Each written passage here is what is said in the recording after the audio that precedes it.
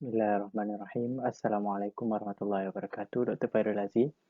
My name is Muhammad Radi bin Abraza, G2212945 from MCBA 7240, Whole Life Costing.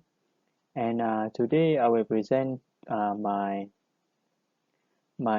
assignment on whole life costing analysis. And actually this presentation is divided into two parts. The first is the literature review on whole life costing, and the second is the whole life costing analysis case study. We will go through briefly the first section, which is the literature review for what whole life costing is. We'll first understand what is whole life costing, and then directly focus on the second part, which is the uh, whole life costing case study. Okay, without further ado, let's go. Okay, the first question is, what is whole life costing? In simple terms, whole life costing is a tool or a method that is used to calculate the total ownership cost of a building or an asset or system from the building is built or an asset is manufactured until the end of the asset or building's life. And it also can be used for calculating different alternatives or choices in order to compare which is the best value for money in the long term. Whole life cost consists of four main components, um, mainly non-construction costs, life cycle costs, income, and also externalities. And for life cycle costs, there's another four branch under it, which is construction or installation, initial costs, operation, maintenance, and end of life or salvage.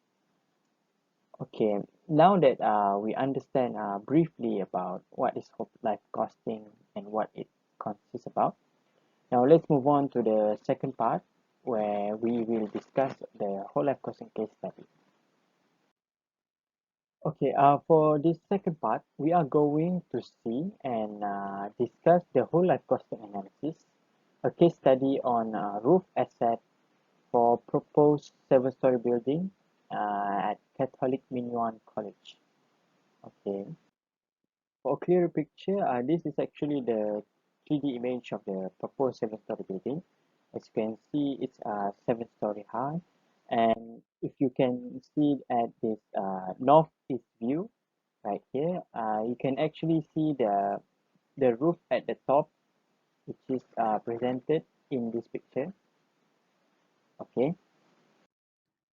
So the objective of this whole life costing analysis case study is to calculate the whole life cost of the roof alternatives, which there will be two roof alternatives for the proposed seven-story building.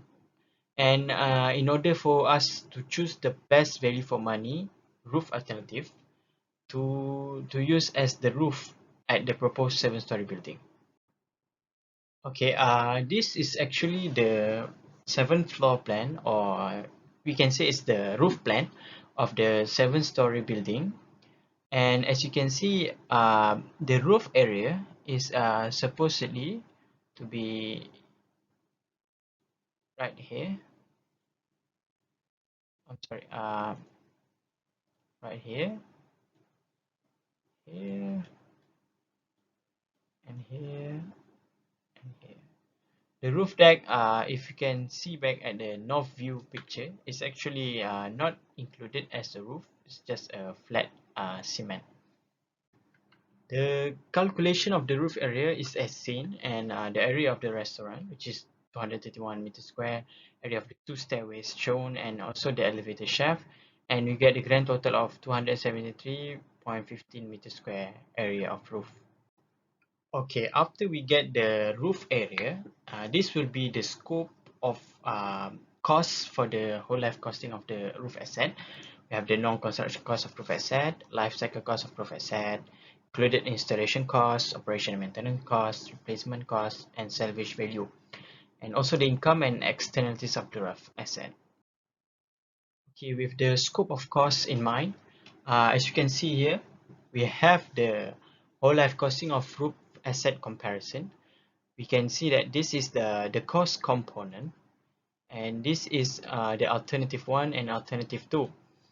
Okay, for the first non-construction cost, both has a present value of 0, uh, and then the life cycle cost, you can see here there's the installation cost, the roof installation, 19,000 and for alternative 1 and 32,000 for alternative 2. And then we have the operation and maintenance cost, 49,000 present value and for 99,000 present value. Next, we have the replacements cost, 7,000 and 12,000. And finally, we have the salvage value. Notice that for the salvage value, we are going to minus from the total cost of the non-construction and life cycle cost. So after we minus for 459 for the present value 81 and 748 for the alternative 2, we will get the total life cycle cost 75,000, and here's 143,000. Okay, after that we proceed with the income. Right here we can see the income is 0 and it's also 0 here, and externalities is 0 and also 0. And after that we will total out the cost A, B and minus, okay, minus C plus D. Okay, and then after that we will get the final whole life cost. For alternative 1 here is 75,000, and for alternative 2 is 143,000. Therefore, the lowest whole life cost alternative is alternative 1 at 75,983. Therefore, in conclusion, we can say that our objective was to find the whole life cost for the roof alternatives, which is alternative 1 and also alternative 2. And we can say that alternative 1 has a lower total cost, total whole life cost, or whole life cost at 1 RM 75,983, compared to alternative 2 at 143,209.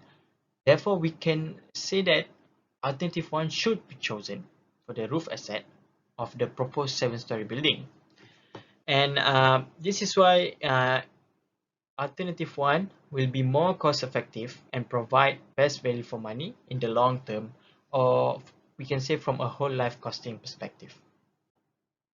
Okay, so alternative 1 is chosen, and with the conclusion of the case study, I guess this is all for me. Thank you for listening. Dr. Fairul.